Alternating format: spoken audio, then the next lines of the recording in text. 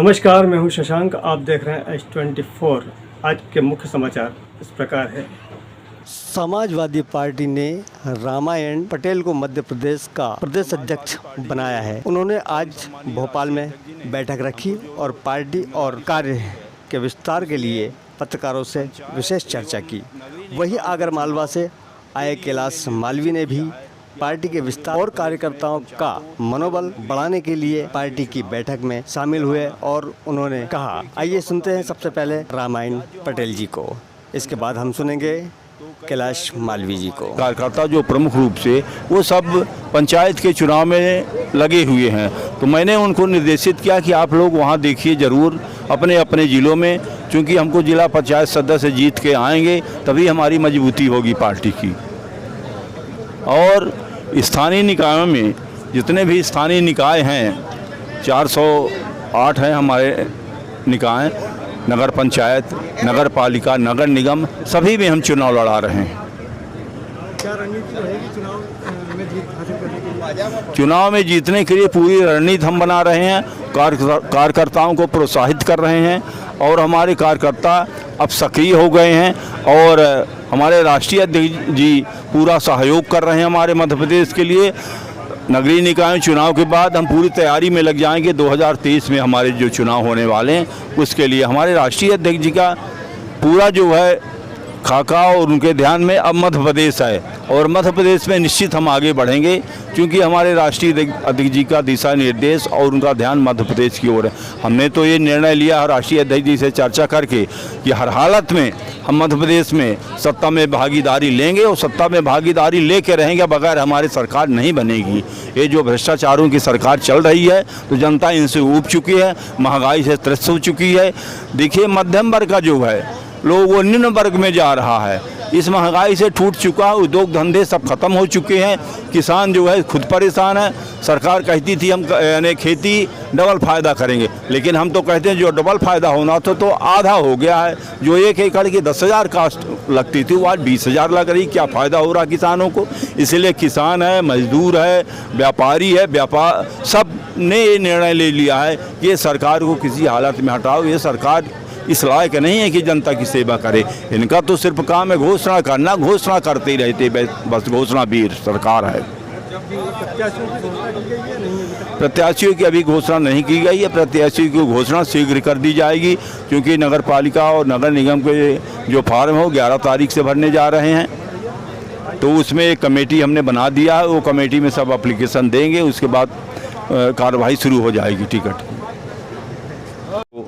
धोखाधड़ी हो रही है कि उसके बारे में हमारी पार्टी संघर्ष करके आगे आएगी और ऐसे मुद्दे ज़रूर उठाएंगे जो इतने बड़े बड़े इनके घपले हो रहे हैं। हमारी पार्टी केवल संघर्ष में रहेगी और संघर्ष से ही हमारे साथ गरीब जनता, गरीब वर्ग वो जुड़ेगा, क्योंकि ये अमीरों को अमीर बना रहे हैं और गरीबों को गरीब बनाते जा रहे हैं। आज देखिए जितने भी लोग हैं ना, सब पूरा देश का पैसा ले लेके और गुजराती लोग चले गए विदेश जा रहे हैं और हमारी जनता क्या हो रही है। यहाँ तो जिसका 1 लाख ऋण बाकी है ना, बैंक वाले उसके यहाँ ताला लगा देते हैं। जिसका करोड़ों अरबों बाकी है उसका कुछ नहीं हो रहा।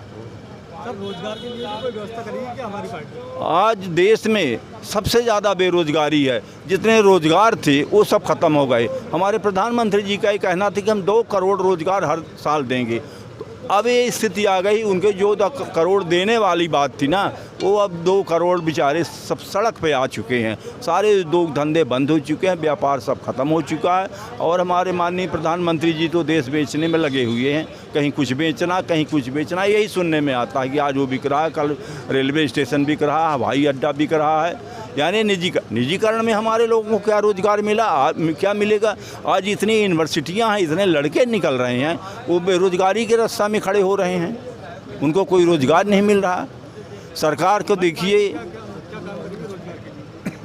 हमारी पार्टी का एक हम एजेंडा हम चालू करेंगे कि हमारे मध्य प्रदेश में सीमेंट फैक्ट्रियाँ इतनी हैं, लाइम स्टोन प्रचुर मात्रा में, खनिज प्रचुर मात्रा में, लेकिन इसी प्रकार कोयला हमारे मध्य प्रदेश में प्रचुर मात्रा में, लेकिन सारे रोजगार धंधे हैं जो मध्य प्रदेश के बाहर लोगों को मिल रहे हैं, अपने MP वालों को नहीं दे रहे हैं। तो हम ये प्रयास करेंगे कि हमारे प्रदेश की जनता यानी प्रदूषण से, धूल से वो उठ रही है, तो उनको रोज़गार मिलना चाहिए।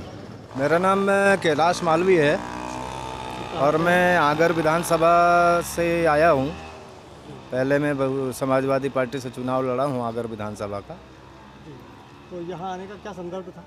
हमारे यहाँ अभी जो भोपाल में आने का संदर्भ ये था कि जो 3 साल से बाडी पुनः पड़ी हुई थी ढीली ढाली, उसको दुरुस्त करने के उद्देश्य से माननीय मुलायम सिंह यादव जी ने जो अभी नए अध्यक्ष बनाए हैं रामायण सिंह जी पटेल को, तो उस तारतम्य में हम आए थे।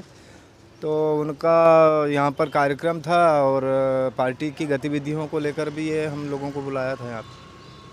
तो अब अगली बार सरपंच के चुनाव लड़ने के मूड में है या विधानसभा चुनाव लड़ने? नहीं, देखिए, मैं जब विधानसभा लड़ा हूँ तो सरपंच का लड़ने का प्रश्न ही नहीं है। तो अपना कोई कैंडिडेट को खड़ा करेंगे? हाँ, पार्टी का जो आदेश होगा उस पर हम काम करेंगे और कैंडिडेट यदि पार्टी कहेगी कि चुनाव लड़ाना है तो लड़ाएंगे और मजबूती से लड़ाएंगे। तो यहाँ मजबूती के लिए क्या करने वाले हैं? क्योंकि भाई, प्रदेश में तो अभी मजबूत नहीं है हमारी पार्टी।